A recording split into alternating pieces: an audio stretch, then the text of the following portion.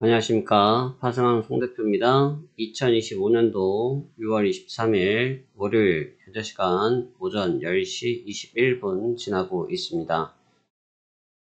자, 오늘 영상을 조금 빠르게 지금 좀 촬영을 해드리고요. 아시다시피 주말간의 이슈가 좀 확산되면서 시장 분위기가 상당히 좀 냉각되고 있습니다.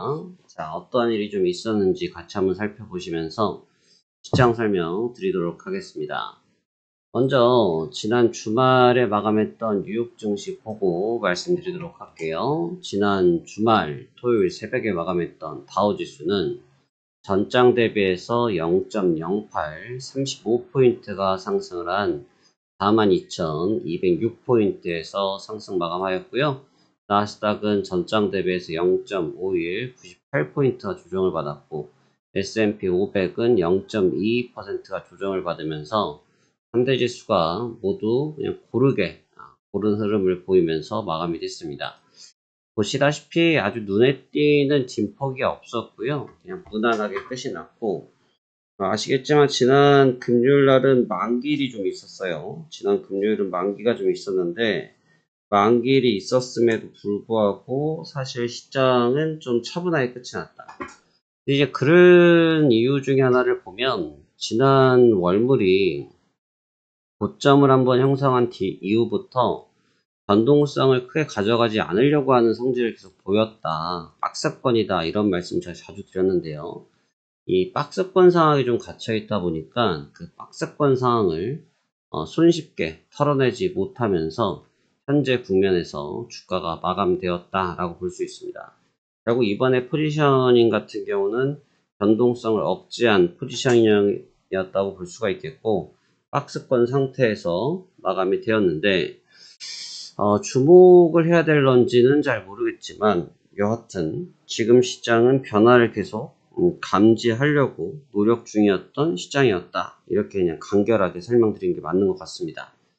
자, 이렇게 해서 그냥 끝난 줄 알고 주말을 쉬고 있었는데 갑자기 이제 일요일이죠. 일요일부터 시장 분위기가 시장 거래는 뭐 코인 시장밖에 거래가 되지 않았지만 뭔가 냉소적으로 바뀌었는데 결국은 트럼프 대통령이 폭격기를 동원해서 이스라엘을 때렸습니다.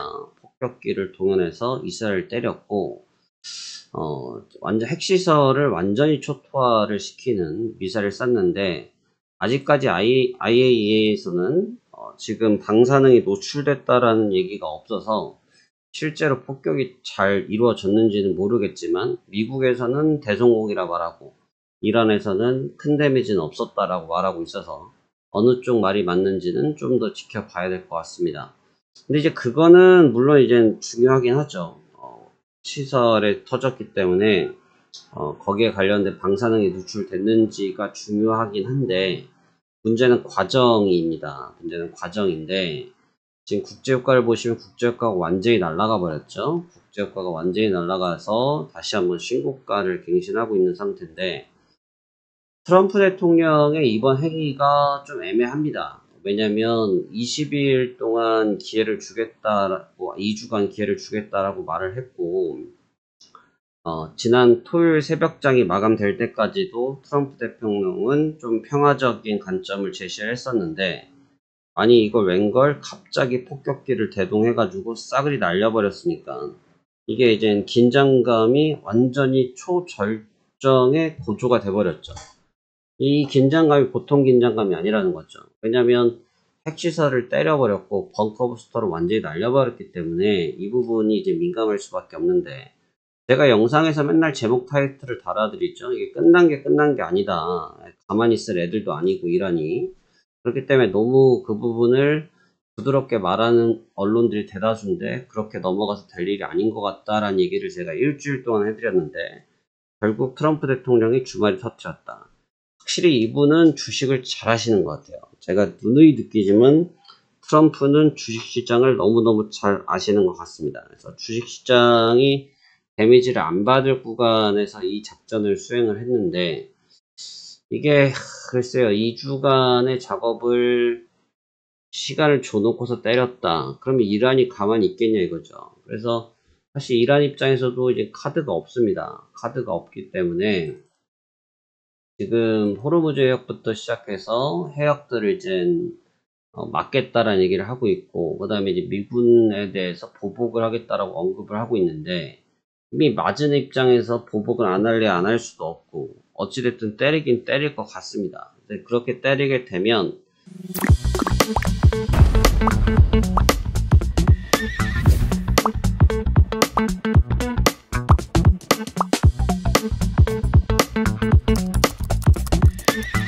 지금 막 계속 알림이 오는 거는 시세가 좀 급변동되는 것들이 많아서 그런 거니까 양해 부탁드리고, 때릴 수밖에 없는 상황이 만들어진 거죠.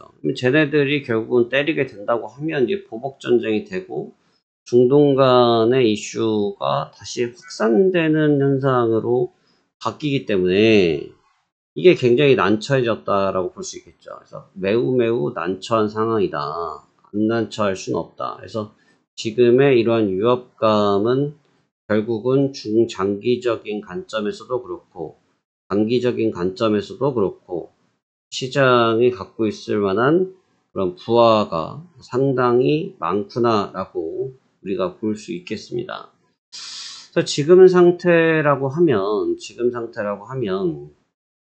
이제 이란이 이제 보복을 들어가서 실질적으로 전면전을 간다거나 또는 보복 전쟁이 된다고 했을 때 시장 극심한 피로감을 느끼면서 안 그래도 상승에 대한 탄력은 떨어지고 어떻게든 매물 소화를 하려고 폼을 잡고 있던 상황이었는데 이런 스타일이라고 하면 매물 소화를 비밀 삼아서 부종받기가 딱 좋은 각이 잡힐 수밖에 없겠죠. 그래서 굉장히 위협적인 상황이다 라고 볼 수가 있겠습니다. 지금 다소 조금 분위기가 애매한 측면이 있긴 한 게 지금 볼게요. 자, 나스닥 주가 똑같이 이제 분봉 15분을 잡고 봅시다. 나스닥이 개장을 하면서 개파락을 크게 맞았거든요. 근데 개파를 크게 맞았는데 지수를 그대로 당겨서 버블 만들어 놨고요. 그 다음에 유가 같은 경우도 개장을 하면서 신고가를 갱신하면서 날아갔는데 그대로 1분 만에 그대로 내려와서 지금 소폭 상승한 위치에서 레벨링을 하고 있습니다. 주가들도 역시 마찬가지고요. 그리고 안전자산들이 역시 소폭 뜨긴 했지만 역시 평이하게 유지를 하고 있어요. 저는 사실 이게 무섭습니다. 그냥 이런 거죠. 뺨따구를 맞았으면 야씨 너 나 왜 뺨따구 왜 때려 하고 그냥 발광을 해버리는 게 오히려 대응하기가 좀 난데 뺨따구를 맞았는데 좀 조용합니다. 조용하다는 얘기는 뭐냐면 트럼프처럼 기습적으로 움직일 가능성이 높다라는 얘기예요. 그래서 언제 움직일지 모르니까 완전히 대비 태세가 될 수밖에 없고 완전히 준비 태세를 하고 있어야 되는 상황이 되는 거죠. 그래서 이건 뭐 꼼짝 말아라가 되는 상태가 됐고 꼼짝 말고 계속 관측하면서 대응을 하기 위한 준비를 해야 되지 않느냐 이렇게 지금 정리가 되는데 여기서 저는 반등을 노릴 생각이 전혀 없습니다. 제가 지난주에도 말씀을 드렸지만 간단하다. 매매는 올라오면 매도다. 올라오면 매도다. 이거를 따라가는 매도를 하려고 하면 지금 시장의 스타일이 내려가다가 빨아 올리고 내려가다가 빨아 올리고 이런 구조가 많기 때문에 따라가는 거는 좀 무의미할 수 있다. 그렇기 때문에 올라오면 이건 묻지 말고 때려버려야 된다. 이런 얘기를 제가 지난주에 계속 써드렸죠. 그 전략이 좀 잘 먹히고 있는데 역시나 이제 그와 같은 맥락으로 지금 시장이 연계될 것으로 보여집니다. 다만 연계가 될 것으로 보긴 하지만 방금 말씀드린 것처럼 대외적인 상황이 너무 압박력이 높다 보니까 이 압박력을 어떻게 떨쳐낼 것인지를 잘 모르겠어요. 그래서 왜 잘 모르겠다라는 얘기는 결국은 이 중동 정세 자체가 굉장히 미묘한 과정으로 들어갔고 정확히 표현한 미묘하기보다는 긴장감이 극도로 올라간 상태로 됐기 때문에 이건 언제 보복을 해도 할 얘기가 없거든요. 그럼 이제 보통은 통상적인 관점은 우리가 이제 이런 재료들이 노출되면 재료 소멸로 봅니다. 그래서 재료 소멸로 보고 그 재료가 소멸되면서 주가가 온전하게 회복하면서 다시 탄력을 받는 그러면서 불확실성을 털어내는 그런 과정으로 보는 게 아주 통상적인 주가의 그런 흐름이라고 평가를 하는데 지금은 그렇게 보기에는 좀 버겁죠.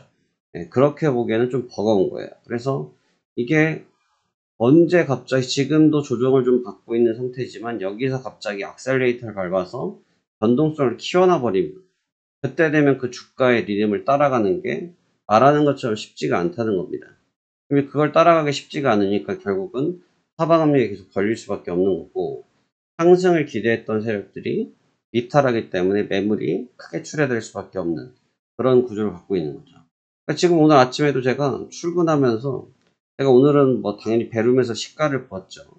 배르고 있으면서 시가를 보고 있었는데 시가 보고 눈 하나 깜빡하니까 시세 양봉 띄어서 돌려놨더라고요. 그래서 그걸 보면서 아 진짜 강하다를 느끼긴 했지만 도대체 뭘 기다리길래 이렇게 주가를 강하게 붙잡아 둘까? 이렇게 주가를 계속 강하게 붙잡아 두면 어느 특정 시간이 됐을 때 주가가 터질 텐데 그런 생각을 했을 때 지금의 시장을 안정적이라고만 평가하기는 좀 어렵겠더라는 생각이 들더라는 거죠. 그래서 지금은 좀 위협감이 많은 상태라고 볼 수가 있겠고 이러한 위협감을 계속 지속한다고 하면 주가의 부하는 누적되기 때문에 누적된 부하가 일시다발적으로 터질 공산이 크겠구나.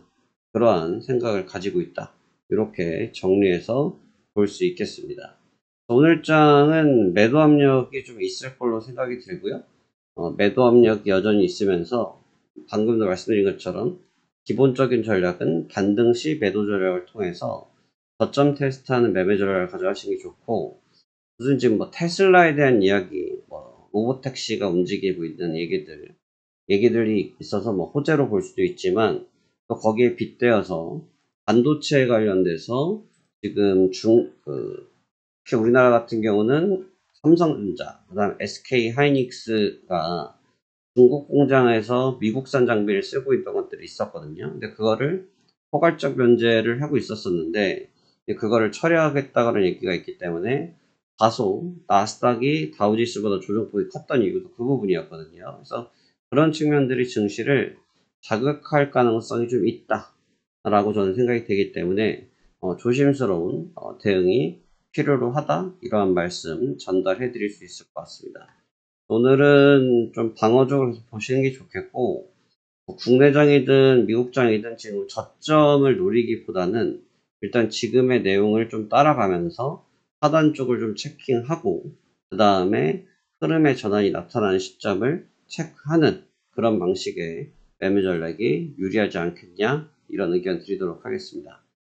쉽지만 어려운 장입니다. 제가 분명히 말씀드렸죠. 올라오면 매도다. 따라가는 매수는 없다. 네, 여전히 그 전략이 잘 먹히고 있는 상태고 대신 약간의 지지력 테스트가 지금 강하게 나타나고 있기 때문에 현재 지지력이 붙어진다고 하면 향후 시장이 좀 더 견고해질 수 있다. 그 점까지 추가로 같이 보시도록 하겠습니다. 그럼 오늘 잘 대응해 보시기 바라겠고요. 저도 오늘 이른 시간부터 대응을 준비하고 있습니다. 같이 한번 좋은 결과 만들어 보시죠. 오늘도 성공 투자하시길 바라겠습니다. 감사합니다. 화재왕 송 대표였습니다.